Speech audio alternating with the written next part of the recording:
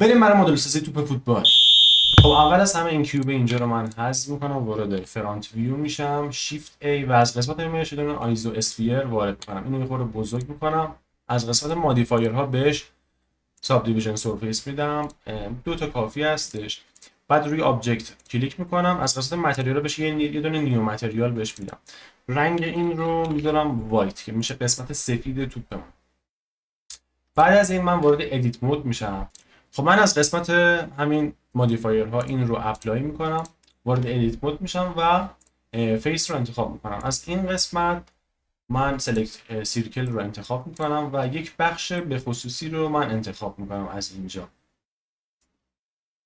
من این نواحی رو انتخاب میکنم، بعد شیفت جی رو از روی کیبورد میزنم و فیس ریژنز رو میزنم، کنترل آی رو میزنم و حالا اون قسمت سیاه توپمون الان معلوم هستش.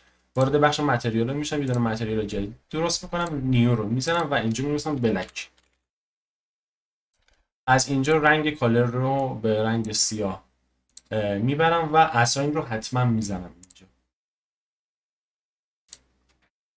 بعد از این من روی این ازلا یا اج میزنم و یک نقطه بخصوصی رو، ازلاهای بخصوصی رو من انتخاب میکنم توی نواحی که انجام میدم. شما هم دقیقا همین رو باید انجام بدید.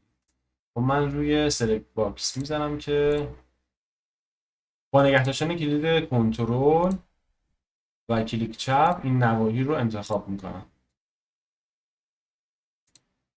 بعد که انتخاب کردید دوباره همون شیفت جی رو میزنید، ولی این بار فیس انگل رو میزنید. اینجا از قسمت سلکت سیمیلار اینجا رو خیلی خوب دقت کنید. 0.4 تا 0 1 2 3 4 و 1 رو میزنید. حالا ما باید این رو بول کنیم. از قسمت بول من این رو یه خورده میکشم، شیفت رو هم نگه می‌دارم که خیلی از کنترلم خارج نشه. تا همینجا کافی هستش، یه خورده کمتر.